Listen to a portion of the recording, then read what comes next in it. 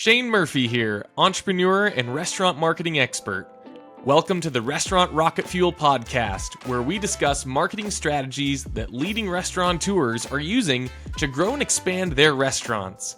This podcast is sponsored by Boostly, the text marketing company that works with every point of sale and online ordering vendor in the industry. No contracts, no monthly fees. Learn more at boostly.com. Welcome back, everybody. Today we're here with David Doty, the owner of Lehigh Bakery, which is the home of the famous square donut. David has owned Lehigh Bakery since 2018, and he's seen them grow from their initial location in Lehigh, Utah, to a second store, and they have two more in the works at the moment. I'm sure they have other expansion plans, but I've been a customer of theirs for ages, and David, we're just super excited to have you on today. Thank you for joining us and sharing your story with everyone. Yeah, absolutely. Happy to be here. We own a couple different food concepts, but of all of them, the bakery is just, it's been my favorite, and it's such a joy to operate. So happy to share everything I can. Awesome. And I'm sure some of the content that we'll discuss, it doesn't have to be limited to the bakery. We can talk through all your different concepts that you have. But maybe can you tell us a little bit more about your background, how you got started in the restaurant industry, and more of the backstory? Yeah, so I have probably the same background most people have. Actually, it's probably the exact opposite. So I went to college and studied finance, worked on Wall Street for a number of years. I worked at JP Morgan and Goldman Sachs, and then a little stint at a private equity firm. And I love numbers. I thought I wanted to do math going into college, and just found that I liked math that I could apply. And to me, that was finance. So I loved doing that for about 10 years. I got my MBA and law degree at BYU, and took a job right out of school I went to Hanes in North Carolina. The company that makes all the socks and underwear, and owned Champion at the time. And at that point, we had bought our first frozen yogurt business, which is probably the easiest business for anyone to operate. It's so easy. If you had a couple competent 16-year-olds, you could run a business, frozen yogurt business. I bought that when I was in grad school, but I was out in North Carolina, and I just was sitting there and doing finance work, and it was just slow, and it wasn't very dynamic. And I just felt this need to get back and just dive all into food concepts. And it's at that time when another frozen yogurt store came for sale, and the Lehigh Bakery, and it allowed it, the histories of the company showed that my family would be able to do just fine financially. And I said, let's just dive in and do it. So I think a lot of people thought I was really crazy for leaving the corporate finance world to go and start making donuts at 1 a.m. But I literally would not change a single thing about how that all came together. It is literally the joy of a lifetime to be running the local donut shop. We give tours around this building all the time, and it's almost like little micro celebrity status, in our little hometown. But I love it, compared to like finance and law, and people get upset with bankers and everything. No one ever gets upset at the donut guy. So I can resolve most problems with a box of donuts or a cake or something like that. So it's a very good life. Hard at times given the hours that we have to work, but it's a very good life. That's awesome. Yeah, I was going to say the bakery world is quite a contrast to a frozen yogurt shop, especially when you talk about the hours and the prep and the dough and all of those things. So that must have been a whirlwind. Yeah, it was the perfect segue. So, whether they're people from school they went to that are looking for a change, or just people looking to buy their first small business, I tell them that my start was really gentle. From an operations standpoint, my first business wasn't a fine dining restaurant, something that required a lot of expertise and experience. It was super easy. And if you've never done payroll before, like set it up, know all the state account numbers you need and workers' comp insurance, if you've never done all that, it's not hard, but you have to. The first time you do it is just a little bit of a learning curve. So that's how we got in. We got to figure out some of this stuff. What margins am I looking for? What am I looking for in a new hire? What insurances do we need? Vendors, what kind of vendor, what do you want your vendor relationship look like? all that stuff came from this really easy frozen yogurt business that I started to get introduced into. So now, as we've kind of progressed and added on other concepts, we've just been able to take some of those lessons and deepen our understanding and learn better. So I'm just grateful for my soft start. Yeah, that's amazing. So right now there's Lehigh Bakery. Do you still operate a frozen yogurt concept? What are the other concepts that you're operating right now? We sold those frozen yogurt stores to a friend in 2020, right around the start of the pandemic. And that allowed us to have extra capital to, we bought another brand called Maggleby's here in Utah. Oh, That's yeah. a fine dining restaurant and catering company. We also own Summit Pizza Co. And then we have some partnerships and some other ventures as well. But yeah, all food related. I think it would be very hard, at least for me, to do a high quality job, stay up on the trends across multiple different industries. It's even hard for me even though it's all food. That's hard. I can't imagine trying to do a really good job and have like a daycare center, a tire shop, a gym, and food. That would probably be just even more overwhelming. Even having multiple things within food it's been a challenge. Yeah, and these are different concepts, but like you said, I bet that there are many principles that have cross-pollinated between them and helped you to be successful. Um, Lehigh Bakery has a unique experience because it's been around for, I don't know, 50 years or so, probably something like that. And so the locals have known it very, very well. How have you thought about marketing and growth for like an established brand where awareness is really high and still trying to grow and expand through the most recent years?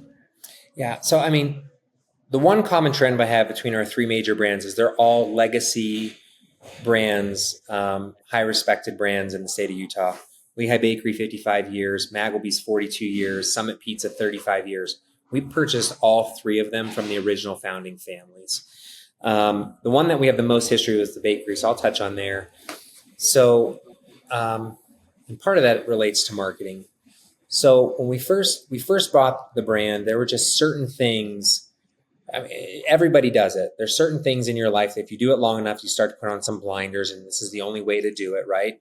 It takes someone with a different perspective coming in to change things up, and that's kind of what we did at first. My low hanging fruit at the beginning wasn't about marketing. It was literally just saying the word yes when people would call in and ask for orders. So the prior owners, I mean, they were retiring. It had been in their family for 49 years, and there's actually a story they told me once. Somebody went on the news and said that their favorite donut was a Lehigh Bakery maple bar, and they were so upset because that meant more work the next day, and they just were ready to be done. So there's just been little stages, like little time periods of what the business needed at certain points. And at first, it was just saying yes. It was upgrading the cash registers because they just had like these 1980 Casio cash registers that was just like they were like little ninjas on the keypad, right? And so it was some technology. Then it was just saying yes to orders. Then it was building out some operational systems. Then it was understanding, okay, we need better equipment. So there's just all these different periods. And as we said today, we're currently in the process of building out some more marketing platforms. But for the most part, my marketing budget's been $0. I don't advertise. We don't discount. And I think that's just I call it my little like copying Chick-fil-A. Like you don't thumb through the local newspaper to find your Chick-fil-A coupon. You respect the brand and you respect the product. And it's just, when you go, except for that one day a year, if you dress like a cow, they charge the price that they require, right? But recently I have also been thinking like, I don't have a formal marketing budget, but I do spend a lot of money on our people that work in the front counter. And so whenever someone walks in the front door, that's a more powerful marketing experience than any advertisement or video or anything else I can do. So my front of house people, I tell them, you are my marketers. You are the face of the brand. If you give someone a great experience, they will come back. And I think so despite not spending a formal dollar on some of these things, that's why our sales have grown 20-25% a year for the past 5.5 years. Yeah, I mean, I love that concept of turning the people in the front of the house into the marketers. One experience I've personally had at Lehigh Bakery was um, this was at the Lehigh location once, and there was a line, big long line out the door, and some one of the staff members like walked up and was giving like donut holes Yeah. to the people in the line, and like I had my kid with me, and it was like they were thrilled and excited, and all of a sudden, those kids, my kids, wanted to go to Lehigh Bakery, and every weekend we're asking, "Can we go get donut holes?" And it's Yeah. like, well, we didn't go there to get donut holes, but we got donut holes, and that was a marketing experience that was kind of not seen as marketing normally. No, no, that's and now often my boys who are 9, 12, and 13, they'll often be doing that job on a Saturday morning. But I mean, that's another little thing. You just have to remember when 5-year-old Shane went to the donut shop, it was like the highlight of the week, right? Yeah, And so when these kids come in, every kid gets a donut hole. I mean, there's times where I'm out there and I'm just like, I'll walk over there right now, just like if there's a little kid and I say to the parents, like, do you think they want a tour of the back of the bakery? We'll just take them back for 5 minutes and just show them around. I mean, that creates a massive memory for that child. And so as yeah, we may not think of it as marketing. I just tell people like we're always planting seeds because eventually that 5-year-old Shane's going to grow up and have his own kids, and he'll be able to tell those stories because everything we do here is focused on long term. How we build and own our real estate, the way we're building the brand, the way that we're hiring, training, paying our people, all of it's focused super long term. And so we're always planting seeds. love that. That's incredible.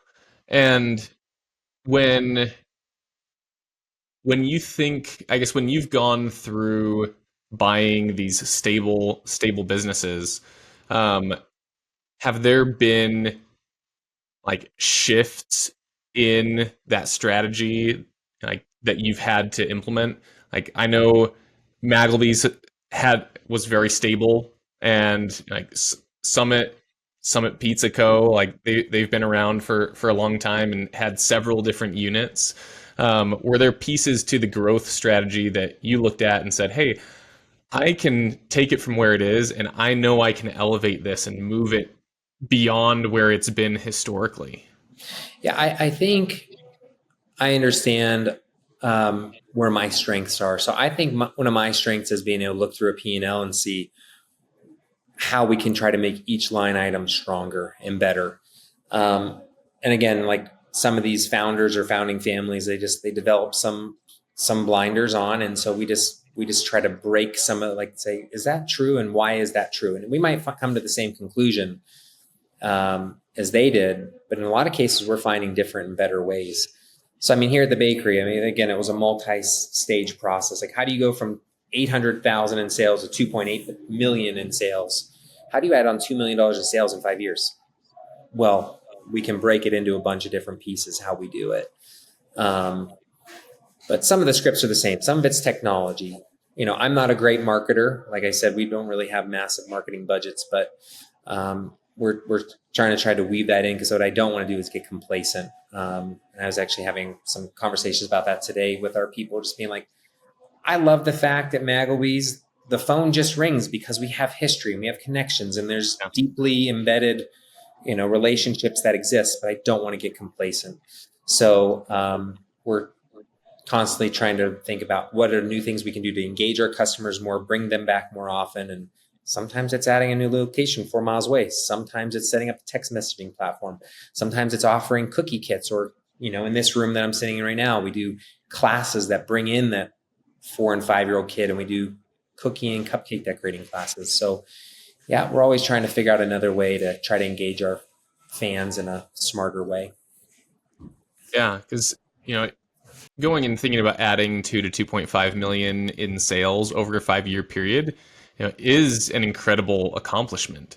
And what I think is phenomenal is you've done that without just adding a crazy number of incremental locations. Now you are growing, you are expanding, but when you think about the tactical things that you have done through the last 5 years to add those millions of dollars in sales, You mentioned a few like classes and maybe like a text marketing platform and things like that.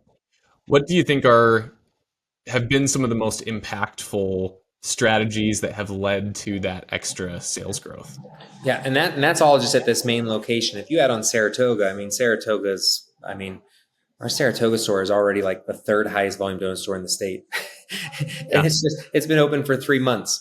Um, so I mean, it's always a multi-pronged approach to doing that. It's saying yes, it's adding a product line, it's being open Mondays, but the biggest thing was being able, how do we, like, capacity wise? So at a bakery, or I'm sure at a lot of other places, the equipment you buy needs to fit the amount of volume that you're doing, right? A store Yeah. that's doing $300,000 in donut sales is going to just require less sophisticated and less automatic equipment than a place that's doing what we're doing. And so, I mean, it just got to a point like a year in where, the way that Brent used to make the donuts and how he would roll them out and cut them all like by hand with the manual cutters, like my carpal tunnel got so bad I couldn't sleep. And so if you were to walk upstairs in our building here, we probably have $500,000 to $750,000 worth of equipment just above my head here. There is no way in that old building, with the limited footprint, the limited equipment that we could have had, that we could have ever hit that. So some of that's just continuing to upgrade how big your team is, what equipment they have, and it's all just a response to customer demand and earning back that next visit. So we just try to do that day in and day out for years. Yeah. I love that. Like one of the things that I've always seen, and this has probably even been like throughout history for each of these legacy brands, is they've been obsessive about the customer relationship and the experience. And that really does set the stage for you to then be able to harness some of that growth and that awareness to say, hey, how do we increase the purchase frequency of our raving fans? How do we, give them opportunities to implement this more? Um, I love that you mentioned you guys started doing classes. That's a new product line that is a really unique one that not every like restaurant is able to pull off that type of class, but this is a very unique one. Can you tell me about how the classes got started and like the types of classes that you've offered? Yeah, so what I don't want is we grow and people see, our hometown. We've kept the name Lehigh on the bakery because that's how people have. While it was officially the Country Bakery of Lehigh, that was the official name for years. Everybody knew it as Lehigh Bakery, and so as we Yeah. expand, we're keeping that name. We're hoping it brings people in on day one because they know the brand. But what I don't want for it as we grow is to seem cookie cutter in some ways and to lose some of the soul and the feel. So we have this room I'm sitting in now, and I think tomorrow we have a birthday party here for a little kid and stuff. It allows us this little bit to say, this is your hometown bakery. We want you to come in here and do classes alongside our employees. We literally roll out the cookies, we'll bake them upstairs, we'll bring them down, we'll decorate them. I mean, it's just, how do you get, like, in terms of, like, for lack of a better word, intimacy with your customer? You invite them into your home, you make cookies with them, you decorate with them. I mean, that's how you can deepen that relationship just to a different level. But there's so many other things. It's convenience. Again, for the longest time, it was walk up, wait in the long line, and finally get your order. They had one credit card terminal in the back. You had to wait for them to take it back, processing them forward. We're trying to focus now on convenience. So on a Saturday morning, if you have your kid's soccer game, you don't have to be like, oh, I can't go to Lehigh Bakery because they're going to have a 20-minute line. It's like, by Friday of this week, we're going to have kiosks. So you can walk in, push it, put in your order, and in 2 or 3 minutes, you'll be back out the door into your car. So everything is just being about customer obsessed, customer experience. There are times, when some margins got tighter than I wanted, where the thought would pass through my mind, like maybe we should, take off a person on the front of house. And then I'd always come back to this. You got to take care of the customer every single time the best you can. The minute we stop doing that, if my people at the front just turn into order takers and is that all today, then I think I failed. So we just want a deeper relationship that's cultivated whenever somebody comes in. Now, these are like the three concepts that you have. These are very different concepts. It's a bakery, like a full service, like um, line of like soups, salads, sandwiches, and then a pizza shop. Um, how do you treat how are they different? Like how do you as an operator treat those concepts differently? The fundamentals of what you're talking about of focusing on the customer, the operations, the process, all those things kind of stay the same across them, but how are they different? Yeah. So part of that's why, see that head of hair you have? That's why I don't have. That's why I don't have one. Um, Obviously, the people are different. The concepts are different. I mean, Maggleby's is 2/3 of that business is out on the road on wheels, going out to different Yeah. offices or weddings or venues. And they're all at different points along their trajectories with where we want them to be on service, food quality, um, systems and procedures. They're all at different points along that path. And that's what makes it really difficult. But there are core things that, how we treat the customer, that level of service that we want to implement across each of the brands. Our servers at Maggleby's, everything's still always a work in process, but the way that they, how do they listen to the customer? How well do they do that? Are they able to be engaging? We all have different, skill sets. We all have different like skill sets and whatnot. And so, we what we've developed is I call it a muse, right? So for the most part, the girls that work out front at the bakery, we said, who's the best person we ever had work out front? We call her our muse. Her name was Laura Moffat. She was the perfect girl. And we said, what made her so great? And we literally wrote down all the traits that made her great. And that almost made the model of what we look for in an interview to hire. And we're always trying to refine that. And sometimes it's impossible. You can't find a perfect 10 out of 10 every time, but we're trying to match those people and those skills to those different jobs. So the server at Maggleby's is probably they're a different muse than the person that works at the bakery. And, even your person in the kitchen, like what makes a great line cook?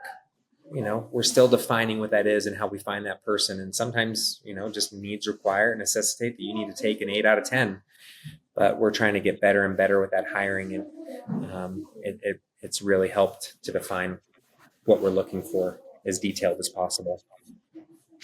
David, thank you for coming and sharing your experiences and your stories and some of the things that you've done to build these brands. As a local customer, I'm grateful that you've built the brands and continued them on in the way that you have. And there are a lot of golden nuggets in here. So thank you for coming and sharing your story today. How can people follow like you and your brands and your concepts? Yeah, I try to post as I feel inspiration. I post on LinkedIn every now and again about either updates to the business or like core business concepts that I think are valuable and worth sharing. So LinkedIn's primarily where I post. I'm not probably cool enough for Snapchat, TikTok, or Instagram, so I stick to LinkedIn. Thank you so much for sharing the stories with us, and look forward to coming in the next time and seeing you in person. Hey, you let me know. I'll be there. All right, sounds good. Thanks so much, David. Thanks, Shane. Thank you for joining us for another episode of Restaurant Rocket Fuel. And thank you to the amazing restaurateurs that work so hard to provide an amazing guest experience for our communities. Again, this podcast is sponsored by Boostly. To see how we can drive more revenue to your business, visit boostly.com. Don't forget to subscribe and go out there and maximize the potential that you and your business have in front of you.